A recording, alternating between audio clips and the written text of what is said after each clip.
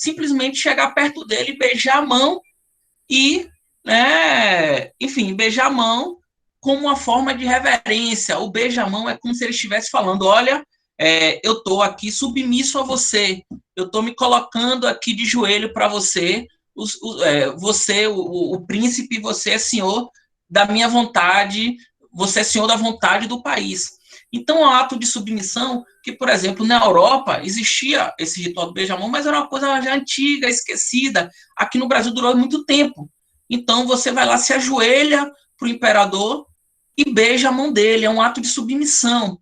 Se há uma submissão de quem beijou a mão, há uma superioridade de quem está cedendo a mão.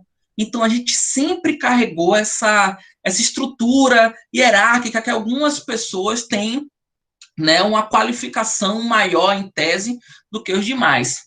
No alto aí eu coloquei a imagem de brasões de família, porque aqui no Brasil, depois que a gente teve o Império Brasileiro, depois que a gente se separou, né, a partir de Dom Pedro, as pessoas vão começar a comprar títulos de nobreza. Eu sou brasileiro, eu ganhei dinheiro, e aí eu procuro o imperador e falo: olha, eu tenho grana, eu quero ter nobreza agora. E eu vou lá e pago para que o Estado me torne nobre. Então eu vou ser um barão, eu vou ser um duque, eu vou ser um arquiduque. Então, assim, gente, vamos refletir um pouco. Por que é que nossos ancestrais de lá, de 200 anos atrás, eles gastavam o rico dinheirinho deles para ter uma bandeira, um brasão desse de família para dizer que ele é barão? É justamente o nascedouro dessa sociedade que gosta de ser diferente, que gosta de estar no camarote, que gosta de falar: olha, não fale assim comigo não, que eu sou engenheiro. Né? Então, aqui no Brasil foi uma enxurrada de pessoas ricas comprando títulos de nobreza. Não bastava você ser rico, não bastava você ter a capacidade de comprar o que você queria. Você precisava ter um título. Porque se você chega, por exemplo, na corte, você não vai falar para ninguém: olha, eu tenho dinheiro. Né? Aquilo não iria valer de tanto se você falasse: olha, eu sou barão. Então, eu sou barão, eu sou duque, eu sou arquiduque. Então, olhe como a nossa forma de ver o mundo ela já vai se formando dentro dessas questões de querer se separar, de querer: olha, tem eles lá que são simples mortais, nós somos nobres, né? E aí embaixo, a nossa aclamação do nosso Dom Pedro, que foi quem fez o Grito do Ipiranga, né? Que a gente vai discutir daqui a pouco. E o Dom Pedro aí também no ritual de beijamão. O pai dele trouxe essa tradição. Ele, que era uma figura muito diferente do pai, manteve tal e qual o pai fazia.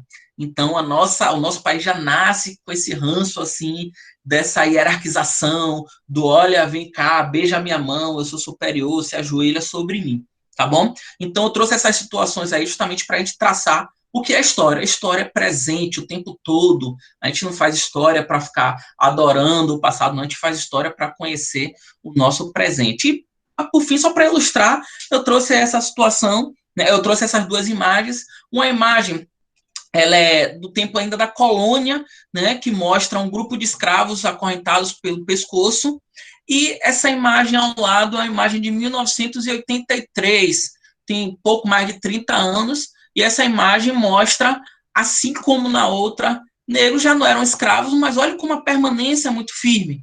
Né? Entre uma cena e outra, entre o fim da escravidão e essa segunda cena, a gente passou somente 100 anos. Então, aquilo estava muito. São 3 gerações. Então, as pessoas ainda não largaram esse ranço de que com essa população que tem essa cor de pele pode-se fazer isso. Então, justamente para a gente traçar como o nosso passado ele está o tempo todo explicando o nosso presente. Segundo elemento que eu vou trazer para vocês: a história é um processo, nada acontece do dia para a noite. A gente celebra Dom Pedro no cavalo, gritando independência ou morte, mas, na verdade, a independência foi um longo processo. E aí, para a gente trazer um pouquinho de substância, um pouquinho de conteúdo também, eu vou trazer aqui para vocês como é que foi esse processo. Né? Primeira coisa, a nossa independência começa com esse rapazinho aí em cima do cavalo, Napoleão, que todo mundo já ouviu falar. Quem dá o primeiro passo para a gente começar a nossa independência é Napoleão Bonaparte. Olhem a imagem de Napoleão, olhem a figura no cavalo, olhem a imagem clássica de Dom Pedro no cavalo, olha de Napoleão também. Quando você quer fazer uma imagem sua imponente, mande te pintar em cima de um cavalo. Então, Napoleão, como é que é esse processo? Napoleão, ele se torna imperador da França, esse país que eu pintei aqui no mapa, né, tem a seta amarela, a França está aqui, a França queria dominar com Napoleão toda a Europa, tinha um pequeno problema. Do outro lado, aqui existia uma ilha que está indicada de seta vermelha, chamado Inglaterra, né? Desculpe.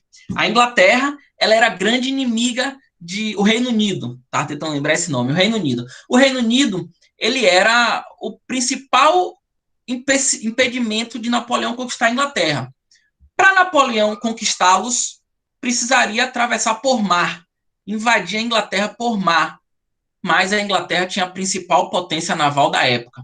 Napoleão não tinha como fazer isso, então Napoleão instituiu o que a gente chama de bloqueio continental. Essa linha aqui, Napoleão traçou e aí determinou, olha, ninguém pode vender nada para a Inglaterra, ele queria sufocar a Inglaterra. Aqui está o nosso Portugal, nossa metrópole. Portugal não tinha como romper com a Inglaterra. Se Portugal rompe com a Inglaterra, simplesmente abriria a mão do seu principal parceiro comercial. Então, Portugal continua fazendo comércio com a Inglaterra. Napoleão, então, como uma forma de vingança, fala, olha, vai continuar com a Inglaterra, então nós iremos entrar em guerra. Então, Napoleão marcha para Portugal, invade Portugal. Um dia antes das tropas francesas chegarem a Portugal, a família real, rainha, o príncipe e toda a corte resolve fugir. Eles saem de Portugal para evitar serem dominados por Napoleão. Então, aqui a gente tem duas imagens. A de baixo, a família real saindo. Os relatos são, assim, terríveis. Uma correria no cais, e perdendo coisa, e perdendo baú, e aquele desespero, e todo mundo, né, tentando garantir sua vaga. Gente que não tinha nem que estar nos navios entrou, gente que era para estar dentro não entrou. E aí foi aquela confusão, mas o fato é que a família real sai de lá, de Portugal, e foge. Foge para onde? Para o Brasil. Então, reparem, de repente, Portugal mandava na gente, Portugal era a nossa metrópole. Mas agora, a família real está no Brasil. Então, isso por si já torna a gente um pouco independente. Eu coloquei essa imagem aqui, né? Essa charge é Napoleão puxando os cabelos de do seu general, que tinha a obrigação de prender a família real, mas não conseguiu, chegou atrasado. Né? Então, a família real portuguesa toda entra em navios e embarcações e vem para o Brasil. E aí chega aqui no Brasil em 1808. A família real agora está no Brasil. Nós somos o centro político. O poder sai daqui. Nesse momento, a gente se torna mais importante do que o próprio Portugal. Então, vocês concordam comigo que se a família real está aqui, o poder sai daqui, a gente já está um pouquinho independente, a gente já não depende tanto dos portugueses. Até mesmo porque os portugueses, eles estão lá tomados por Napoleão. E outra questão, quando Portugal chega aqui, quando o rei de Portugal chega, a primeira medida que ele faz é, olha, a partir de hoje, o Brasil não precisa só vender e comprar de Portugal. Pode fazer isso com qualquer nação amiga. Olha como a gente já fica independente de novo. Se antes a gente só podia fazer isso com Portugal, agora se eu posso fazer com qualquer país, eu já me torno um pouco mais independente. Então, olha como foram vários degrauzinhos que a gente foi subindo, a gente já vende para quem a gente quer, a gente já compra de quem a gente quer, e o poder emana daqui. Então, nossa independência foi sendo construída. Em 1815, o príncipe Dom João VI, né? Porque príncipe, a mãe dele, Dona Maria, ela que era rainha. Porém, ela tinha problemas mentais, não tinha possibilidade, inclusive entrou para a história conhecida como Dona Maria Louca, então ela não mandava, quem mandava era o filho, era o príncipe regente. Quando ele morre, ele se torna Dom João VI, mas até então ele era o príncipe ainda. Então, ele, em 1815, determina que o Brasil já não é mais colônia. A partir de hoje, o Brasil se tornou um reino unido a Portugal. O que é que isso quer dizer? Existe Portugal aqui, antes nós estávamos abaixo. Agora, a gente está no mesmo patamar. Brasil, Portugal e uma outra pequena região chamada Algarves. Então, são 3 reinos em pé de igualdade, certo? Quando o príncipe Dom João VI toma essa medida, os portugueses começam a ficar preocupados. Poxa, está acontecendo alguma coisa no Brasil, o Brasil está começando a se separar. Já não vendem mais só para a gente, já não recebem ordem da gente, eles vão começar a querer se separar. E para Portugal, perder o Brasil era um péssimo negócio, porque era a mina de ouro de Portugal. Então, os portugueses começam a pressionar. A família real tem que voltar. O príncipe tem que voltar. A rainha quando ela falece, né, o príncipe se torna rei, o Dom João VI, ele começa a ser pressionado para retornar para Portugal, para o Brasil voltar àquela condição mesmo de colônia, coitadinha ali, né, que só mandava o dinheiro para Portugal.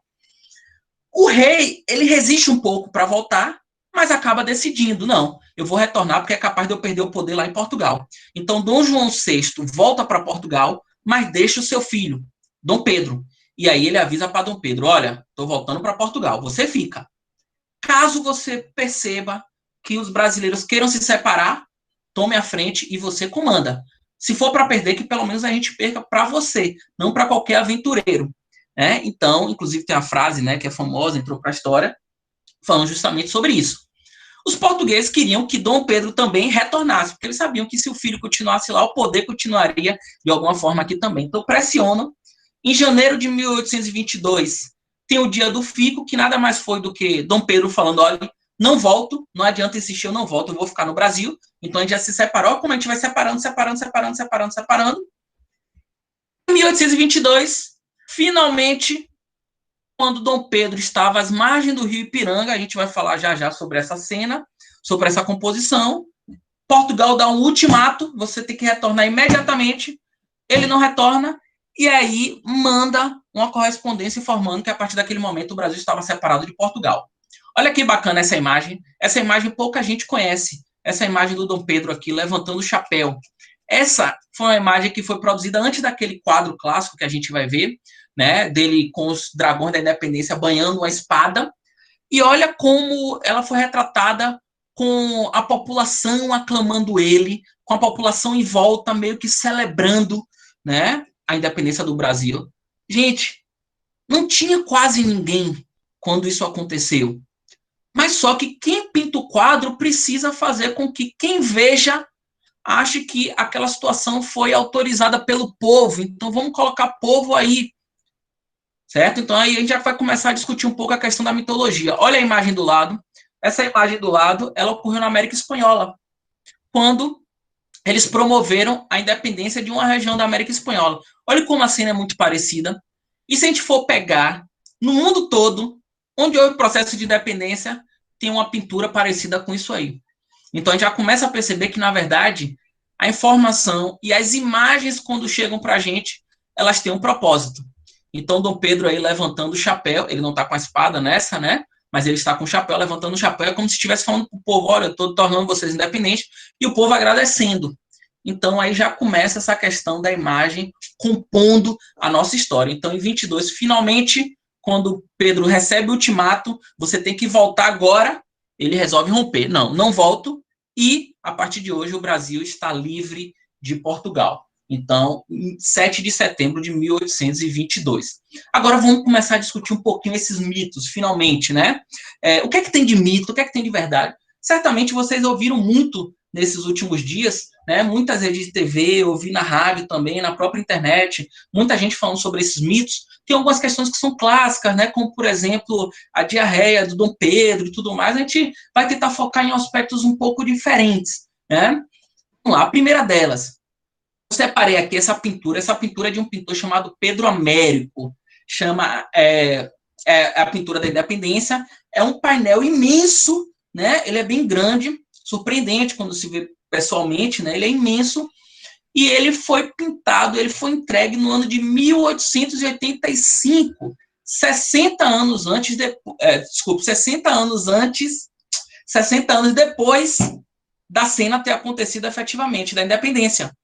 Quem encomendou essa tela foi o filho de Pedro I, foi Dom Pedro II. Ele encomendou a tela e falou, olha, faz uma tela retratando o meu pai tornando o Brasil independente. Agora sim, você vai fazer a tela do jeito que aconteceu? Não.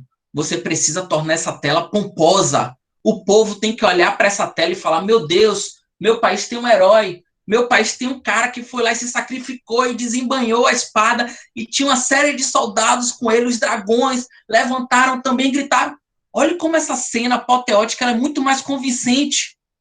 Então, por isso essa pintura ela foi feita assim. Se a gente olhar aqui no cantinho, olha o caipira aqui, o boiadeiro aqui no cantinho olhando, é como se ele estivesse falando, olha, vou inserir o povo aqui também na imagem, para o povo não ficar completamente separado, né? que é que tem de falso, o que é que tem de verdadeiro aí? Quase tudo é falso, né? Não tinha tanta gente na comitiva, era uma comitiva pequena, né? Possivelmente 8 a 10 pessoas. Esse grupo aqui, chamado Dragões da Independência, não existia. Eles estavam retornando de Santos. De Santos para a cidade do Rio de Janeiro, a distância é muito longa. Você não consegue fazer em cavalo, passar vários dias ali. Então, eles faziam em mula, porque eles traziam muita carga, certo? Então, eles estavam em mulas, eles estavam certamente maltrapilhos por conta dos dias de viagem que eles estavam em trânsito, né? A água de Santos, Santos é uma cidade litorânea. Cidades litorâneas normalmente têm muito magnésio na água. O magnésio, quando ele entra no nosso organismo, ele suga muita água para o nosso sistema digestivo e acaba provocando, né, a tão famosa diarreia. Então, toda vez que Dom Pedro ia para Santos, ele tinha esse problema, esse desarranjo. E aí ele estava num estado assim lastimável. Agora, vamos pensar um pouco. A cena do jeito que aconteceu, se ela fosse pintada, exposta para o país, traria credibilidade? Traria essa imagem de heroísmo? Traria essa imagem do cara que se doou para que o nosso país se tornasse independente? Não. Então, por isso é que a gente cria, né? Aí eu coloquei aqui assim no contexto a disputa das datas. Outra questão muito importante. Quando passou a independência, nos anos seguintes, o povo brasileiro, a elite brasileira parou e falou: quando é que ele se tornou independente? Foi quando Dom Pedro recebeu a correspondência e disse que não iria mais obedecer a Portugal? Ou, na verdade, é quando faz uma cerimônia, coloca Dom Pedro no trono e fala: a partir de hoje você é imperador do Brasil? Olha, até a própria data foi uma construção. Nos primeiros anos, a independência não foi comemorada no 7 de setembro. Ela foi comemorada no 12 de outubro, que foi a data em que Dom Pedro se entrou no trono e se tornou rei do Brasil, se tornou imperador do Brasil. Então, é nessa data que eles comemoravam, porque o Brasil se tornou livre de Portugal no momento que passou a ter um imperador só seu. Durante algum tempo, as duas datas aconteceram simultaneamente, só que muito tempo depois, as pessoas começaram a pensar que colocar a independência do Brasil na data que Dom Pedro se tornou imperador, colocaria Dom Pedro com um poder simbólico muito forte nessa circunstância. Então, eles acabam tirando a aclamação de Dom Pedro, 12 de outubro, colocam 7 de setembro, e aí cristaliza o 7 de setembro como a data magna, certo? Foi o mesmo contexto em que essa tela foi pintada. Outra questão, que fala muito que a independência ela foi pacífica, Dom Pedro chegou lá, levantou a espada e disse: agora somos livres e o Brasil se tornou livre. Não, eu trouxe algumas figuras justamente para comprovar o contrário. Aqui, por exemplo, na Bahia, a gente precisou conquistar na marra. Se vocês, até pouco tempo, os livros de história que eram feitos no Rio de Janeiro, nesse livro dizia-se que a independência foi pacífica. Não foi. A gente precisou, né, na marra mesmo, expulsar os portugueses daqui. O 7 de setembro foi a independência da capital do Rio de Janeiro e do seu entorno, não do Brasil todo. Pernambuco, Maranhão, Pará, todos esses lugares a gente teve conflito. Então, eu coloquei aqui, né, alguns símbolos dessa luta: o Corneteiro Lopes, Joana Angélica, Maria Quitéria e Dandara, que são símbolos, né, pessoas da religião, pessoas simples, mulheres principalmente, escravas, que lutaram nesse processo. Então perceba como chega até a ser injusto, né, a gente colocar Dom Pedro como o grande nome da independência, quando na verdade o povo comum precisou matar e morrer para a gente conquistar isso no nível nacional. Né? O que Dom Pedro fez foi garantir a independência lá do Rio de Janeiro. Bom, uma outra questão que eu queria discutir com vocês, que a gente coloca como mito também, aí está o nosso Dom Pedro do lado, a sua esposa, Leopoldina. Leopoldina, ela entrou para a história como... Porque Dom Pedro, ele era um sujeito assim, serelepe, né? Era um sujeito que tinha muitas amantes, a gente vê sempre isso nos filmes, nas novelas. Ele era mulherengo, acabou-se criando a imagem da Leopoldina como aquela mulher coitadinha que ficava ali chorando, sofrendo pelo marido, quando na verdade não. Leopoldina era uma figura forte. Ela vinha de uma família chamada Habsburgo, é uma das famílias mais poderosas da Europa. Ela foi criada para ser imperadora. Os primos, os tios, todos eram imperadores de grandes nações na Europa, e ela veio para cá, ela foi treinada, ela foi educada para ser uma figura forte, para ser uma figura de comando.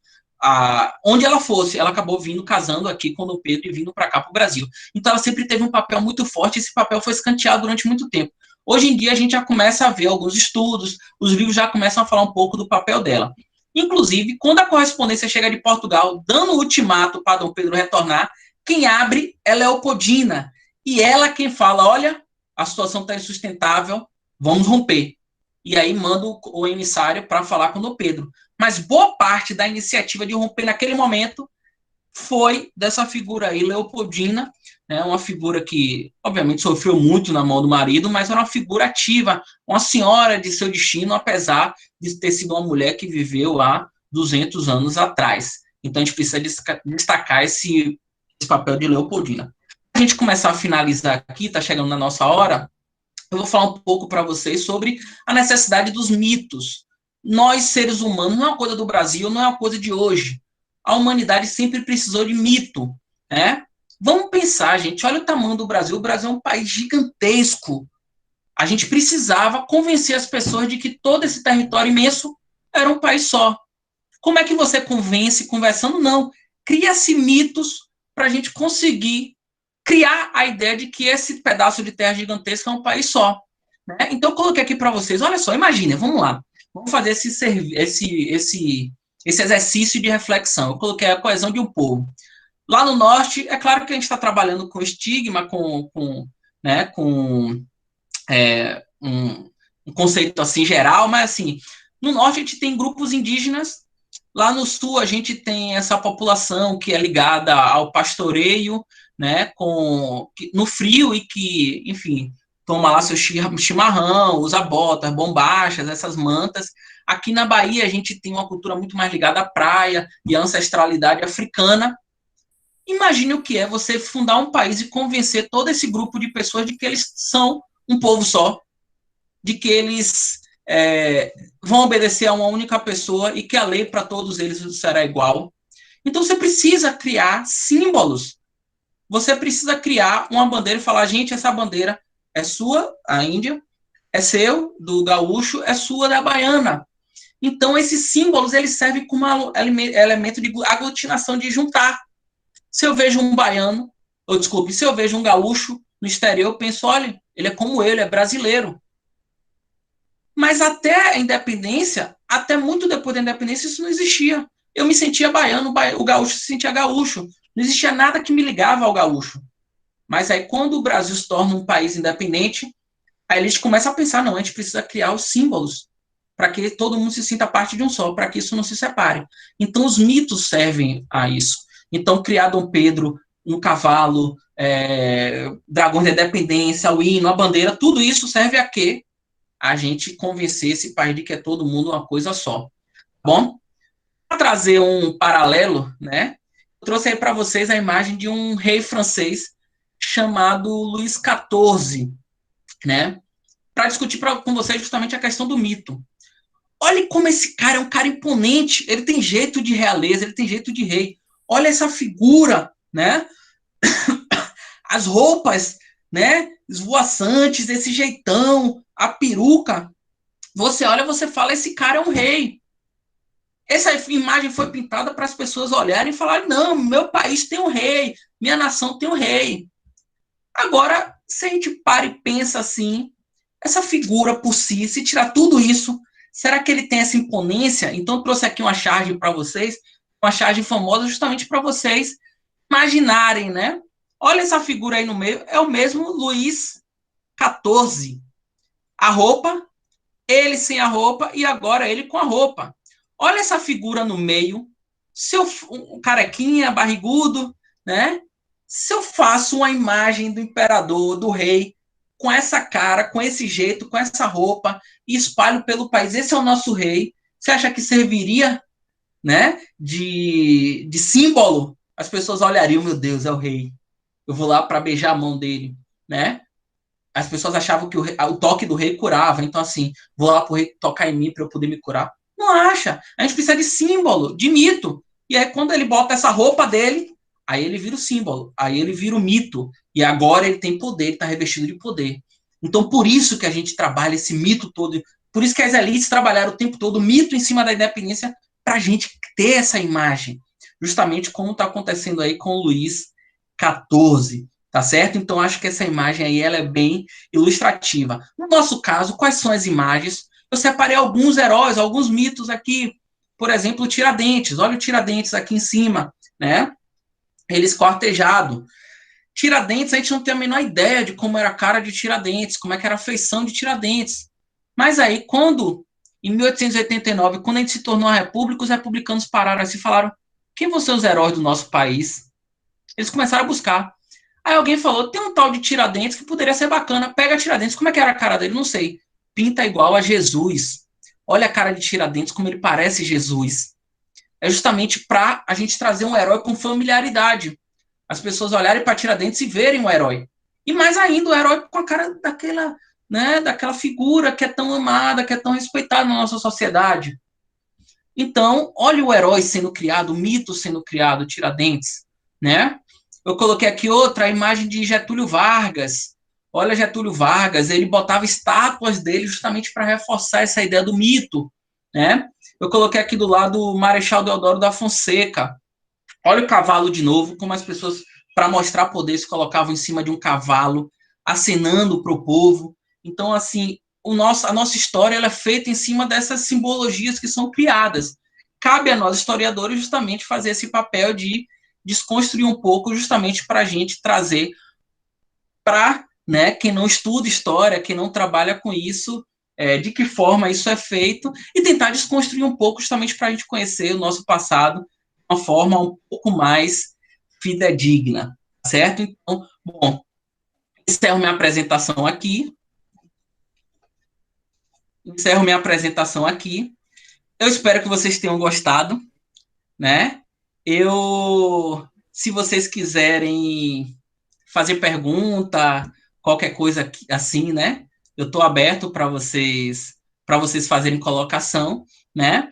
E mais uma vez, para poder finalizar de vez, né? Só reforçar para vocês que percebam tudo isso que eu falei aqui, tentem trazer um pouco para a nossa realidade, para a nossa vida, né? Como esses elementos o tempo todo estão passando diante dos nossos olhos, os fenômenos que estão acontecendo, né, aos nossos olhos, o tempo todo, para a gente entender, a gente precisa ter esse embasamento histórico, a gente precisa ter essa fundamentação, né, saber como nossos ancestrais eles construíram essas imagens todas e como esse é um processo que está até hoje e vai continuar.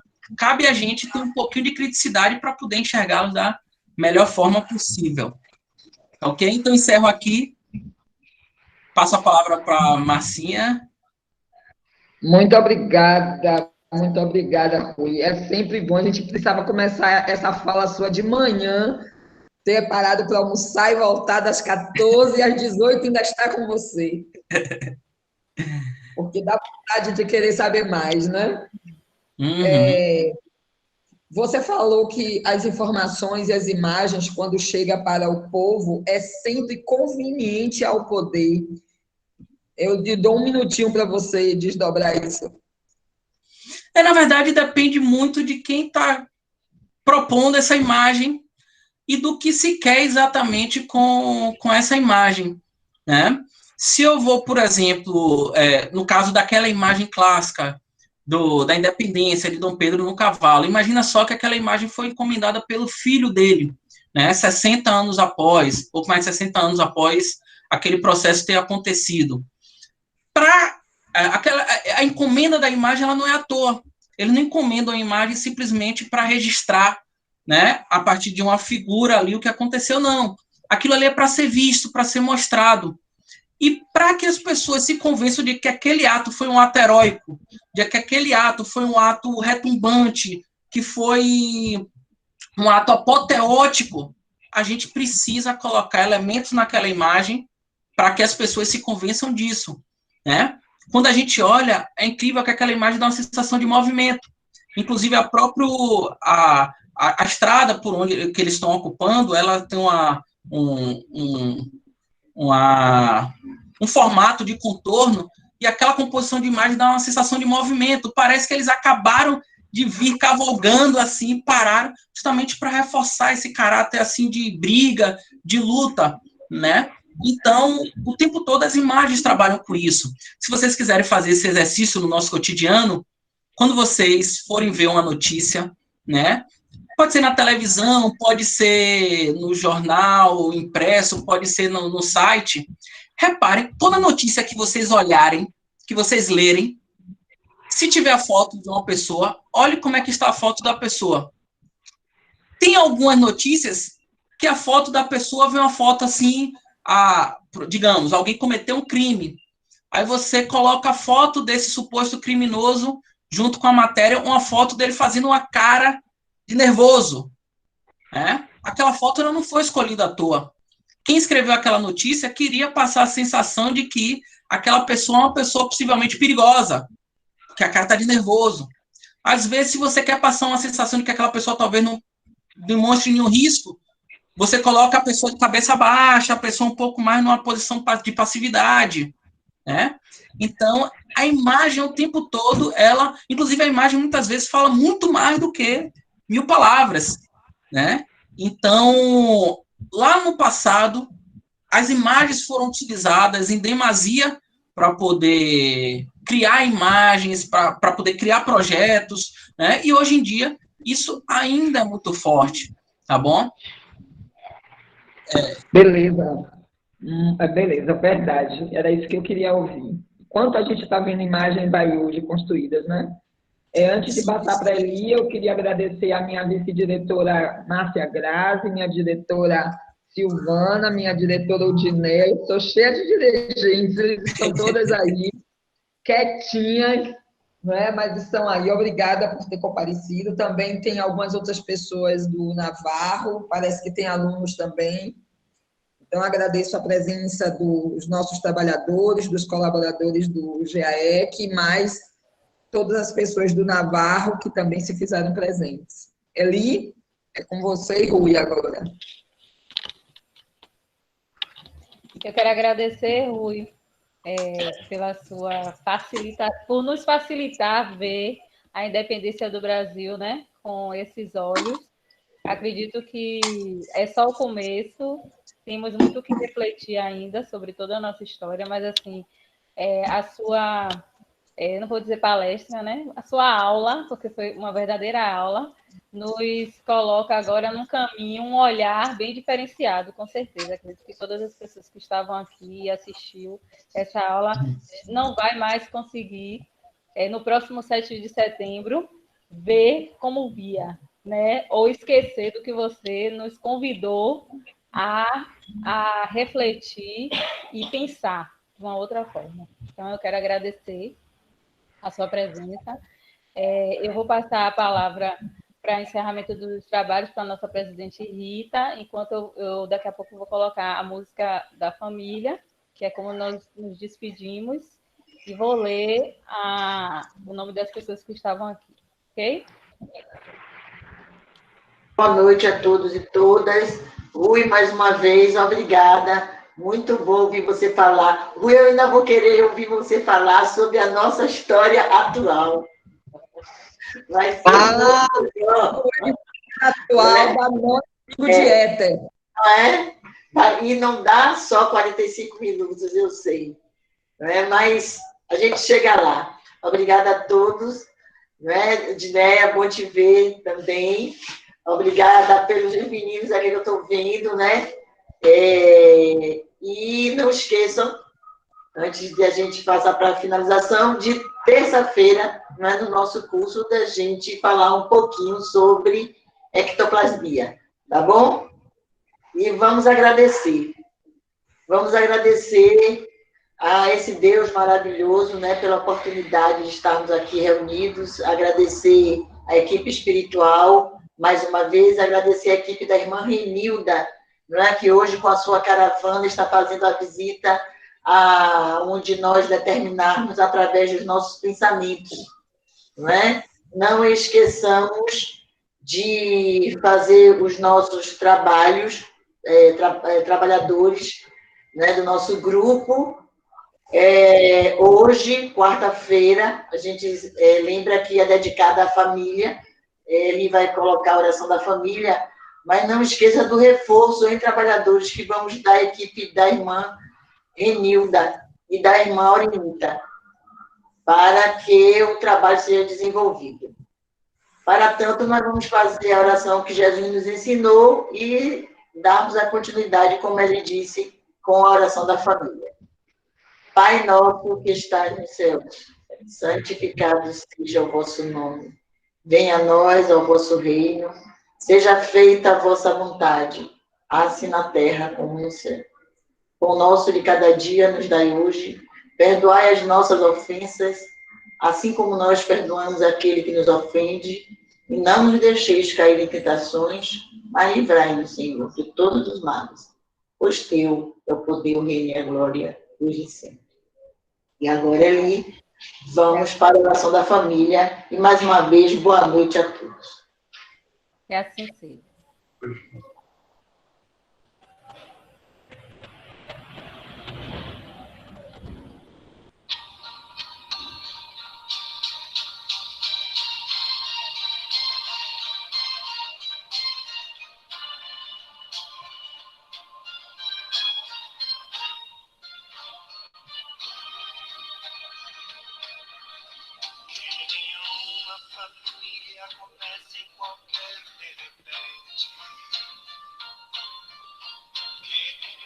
Gratidão pela presença em nossa doutrinária hoje. Deus abençoe Altamira Bispo e família, Amine Piton e família, Ana Carla Melo e família,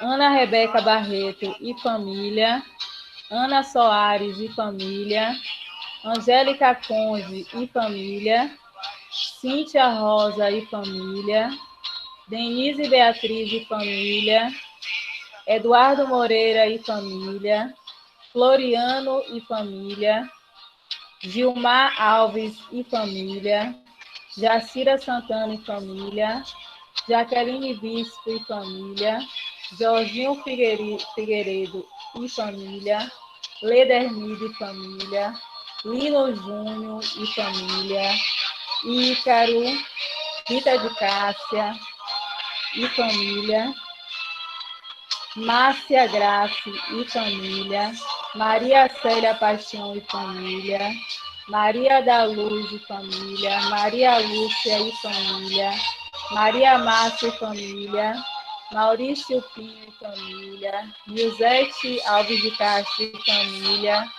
Olívia e família, Guidenberg Trindade Júnior e família, Silvana Lima de Santana e família, Udineia Braga e família,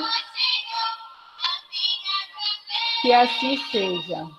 Muito obrigada pela presença de vocês e até a próxima doutrinária, na próxima quarta-feira, às 19 horas.